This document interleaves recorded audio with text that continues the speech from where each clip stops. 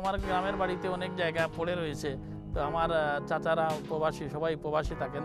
তো হঠাৎ করে আমার চাচা হাজি মঈনুল ইসলাম সাহেবের সহযোগিতায় এবং আমারও যে আমরা দুজনে পার্টনারশিপ হয়ে এটা পরিকল্পিতভাবে একটা খামার তৈরি করেছি।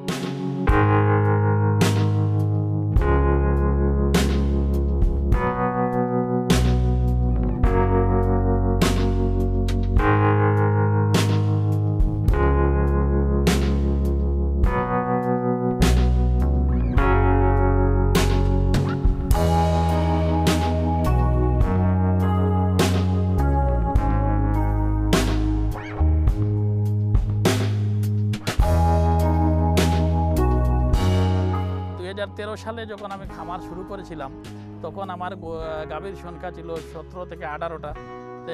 দুধের পরিমাণ ছিল আপনার তখন সবগুলা গাভী আসলে দুধে গাভীনে ছিল এবং কিছু বাছুর কিনছিলাম, এই যে বাছুর সহ 18টা ছিল। তখন আমার দুধের পরিমাণ ছিল 52 থেকে 55 লিটার বা 58 লিটার, এরকম আপ ডাউন করতো।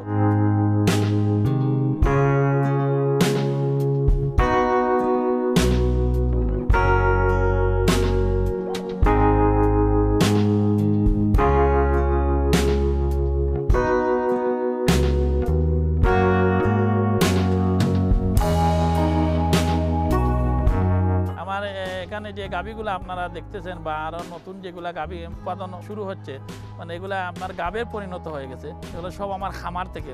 তো এগুলা যখন আপনার বাচ্চা দিয়ে দেবে তখন আমার এই খামারে দুধের পরিমাণ ইনশাআল্লাহ 250 থেকে 300 লিটার এই বছরের এন্ডিংয়ের দিন ইনশাআল্লাহ হয়ে যাবে।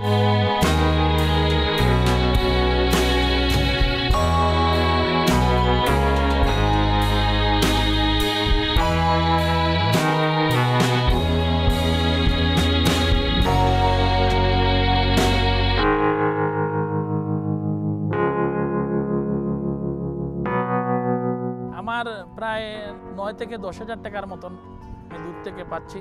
আপনারা জানেন যে সিলেট শহরে মনে করেন যে মিষ্টিজাত দ্রব্য যেগুলো দুধে আমরা সঠিক মূল্য পাচ্ছি না, যে 50 টাকা, 48 টাকা, 40 টাকা, 45 টাকা এরকম দুধ দিচ্ছে।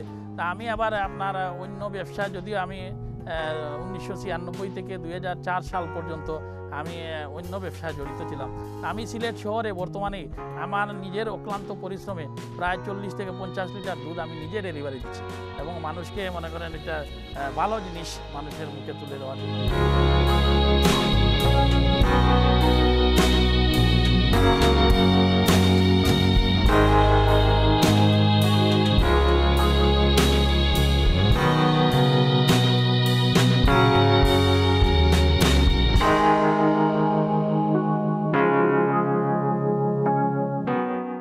জন কর্মচারী আছে, একজন ম্যানেজার আছেন। কিন্তু আমার এখানে যে আমার যে অ্যাসেটটা ছিল, আমার যে প্রথমে যে ইনভেস্টটা ছিল, ইনভেস্ট আমার প্রায় 24 থেকে 25 লক্ষ টাকা।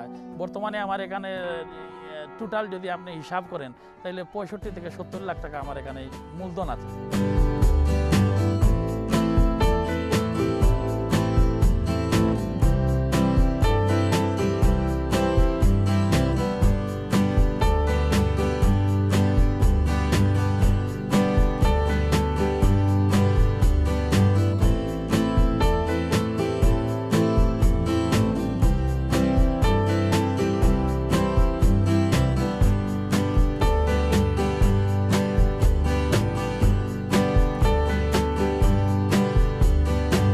আসলে আমি যারা এই খামার করতে ইচ্ছুক, আসলে এই পর্যন্ত আমার 5 বছরে এই যে আপনার মনে করেন যে আমার এগুলো সম্পূর্ণ আসলে আল্লাহ তাআলার ইচ্ছা, আল্লাহ তাআলার হুকুম। আর আমি এখানে সম্পূর্ণ নিজে অক্লান্ত। আমার একজন কর্মচারী ছিল প্রথমে, তাকে নিয়ে আমি নিজেই ঘাস কাটতাম, নিজেই আপনার মনে পরিশ্রম করতাম। এই পরিশ্রম করে এইভাবে আপনার পরিশ্রম করতে করতে এইরকম আপনার চলে আসছে, এই পর্যায়ে চলে আসছে। আসলে পরিশ্রম ছাড়া এই ডিপার্টমেন্টে যারাই আসবে, আমি যারাই এই খামার করতে ইচ্ছুক তাদেরকে বলবো যে আমি যদি মনে করেন যে বাবুর মতো ঘোরাফেরা করি, আর আমি যদি মনে করেন এই যে নিজে প্যান্ট শার্ট পরে ঘোরাফেরা করি, খামারে কখনো লাভবান হবে না। খামারে লাভবান হতে হলে আপনি নিজে পরিশ্রমী হতে হবে, নিজে অক্লান্ত পরিশ্রম করবেন, ইনশাআল্লাহ সফলতা একদিন ধরাবে।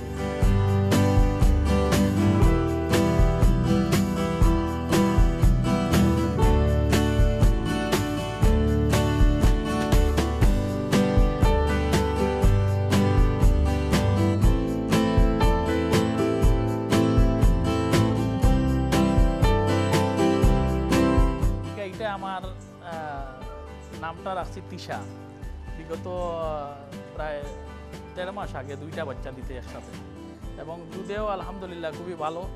বর্তমানে আমি প্রায় সকালে 12 লিটার 13 লিটার এরকম দুধ পাই, বিকালে আপনার 9 লিটার মতন দুধ পাই।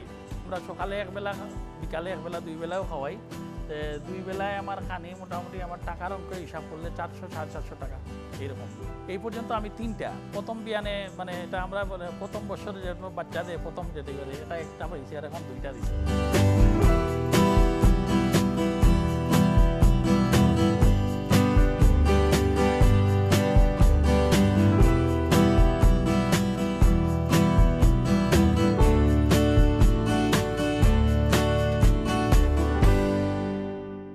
খামারটাই বেছে নিচ্ছি যে খামারে মানুষের কর্মসংস্থান হবে। খামার থেকে মনে করেন যে আপনারা দেখেছেন যে আমার বায়োগ্যাস প্লান্ট করতে, এখান থেকে আমার মনে করেন যে অন্ততপক্ষে 15 ঘনমিটারের আমার 12 থেকে 15টা চুলা আমার জ্বলবে। তো আমার আশপাশে যারা আছে ওদেরকে আমি গ্যাস বিলিয়ে দিতে পারি।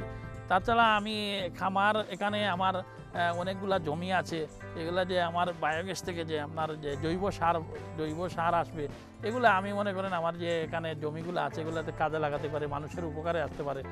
আর আসলে খামার একটা ভালো একটা প্রকল্প, বর্তমানে একটা যুগোপযোগী ব্যবসা এটা। মানে খামারে যদি আপনি বলেন যে অন্য যে কোনো ব্যবসার যে খামারটা হচ্ছে বলতে, কারণ এখানে আপনি দুধ থেকে আপনি পয়সা পাবেন, মাংস বেচলে একটা পয়সা পাবেন, এইরকম আর কি। এই জন্য আমি এই খামারের প্রতি একটু উৎসাহী।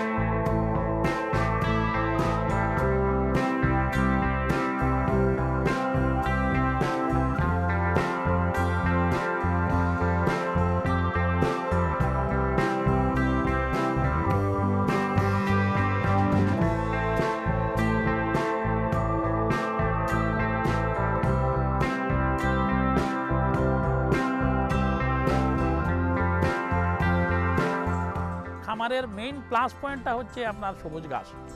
আপনারা যে কোনো ডিপার্টমেন্টে বা যে কোনো যে ডাক্তারই বলে, সবাই বলে একই কথা যে এখানে যারা খামার করতে উদ্যোগী হবে বা বাংলাদেশে বিভিন্ন প্রবাসী যারা আছেন, মানে এরা যে দেশে ইনভেস্ট করতে, আমার ঘাসের কোনো বিকল্প নাই। ঘাস হচ্ছে সবুজ ঘাস। আমার এখানে আমার গরু, এতগুলা গরু দেখছেন যে 52টা গরু, আমার মানে ঔষধ মেনটেনেন্সের যে খরচটা আছে এটা আমার খুব একটা বেশি পড়ে না। কারণ আমি আমার অনেকে গরুগুলাকে আপনার যে কচুরি ফেনা, যেটা আমাদের সিলেটি ভাষায় বলে আপনার যে ফেনাগুলা খাওয়ায়, এগুলো করলে গরুর অনেক সাইড এফেক্ট হয়। যেমন সবুজ ঘাস খাইলে আপনার গরুগুলা আপনার ক্যালসিয়াম বা সবগুলা দুধের পরিমাণ ঠিক থাকে, দুধের মানে ক্যালোরি ঠিক থাকে। তারপর আপনার দুধের যেগুলা গরুর যে বিভিন্ন সমস্যা আছে এগুলা সবুজ ঘাস থেকে। ঘাসের কোনো বিকল্প নাই, খামার করতে হলে ঘাসের অবশ্যই দরকার।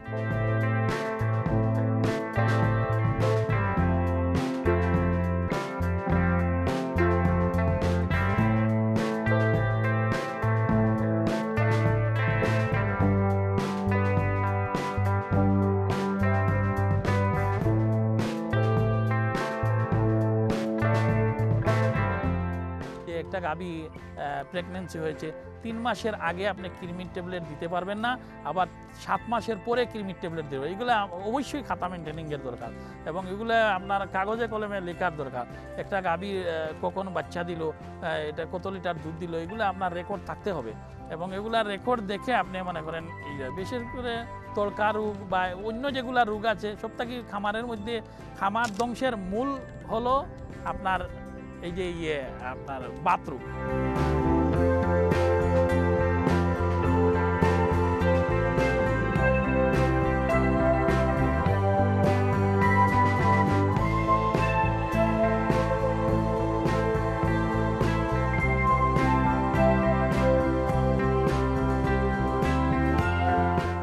পরিকল্পনা মতো একটা খামার করতে গেলে অবশ্যই আপনি কিছুটা ট্রেনিংয়ের দরকার। ট্রেনিং তো অবশ্যই লাগবে। আর আমাদের মানে সিলেটি ভাষায় যেটা বলে যে আমরা যেভাবে পড়ছি আপনার হুমনি খাইয়া পড়ি যাই, যে এতদিন ধরে মনে করেন আপনার মনে রেখা ফার্মেসি ব্যবসা ধরছে, তে সিলেট শহরে ফার্মেসি ব্যবসা ধরছে, হোটেল ব্যবসায় ধরছে, তে আপনার জিন্দাবাজার দেখবেন, চুয়ারটায় দেখবেন একটার পিছনে আরেকটা 50,000 দূর দূর আপনার হোটেল ব্যবসা করছে। তো খামার ব্যবসা আমি মনে করি যে একটা ভালো ব্যবসা। খামার ব্যবসা যদি কেউ করতে চায় অবশ্যই ট্রেনিংয়ের দরকার। আর সবথেকে বড় জিনিস হচ্ছে খামার হচ্ছে পরনির্ভরশীল ব্যবসা। পরনির্ভরশীল যদিও ব্যবসা হয়, এটা আপনার মনে করেন অ্যারেঞ্জমেন্ট আর ম্যানেজমেন্ট, এই দুটোটা যদি আপনার শক্ত না হয় তাহলে আপনি কখনো খামারকে কন্ট্রোল করতে পারবেন না। অ্যারেঞ্জমেন্ট আপনি নিজে করতে হবে, ম্যানেজমেন্ট আপনি নিজে দায়িত্ব নিতে হবে। তো অবশ্যই ইনশাল্লাহ আপনার খামার একদিন না একদিন আপনার একটা প্রতিষ্ঠিত খামারে পরিণত হবে।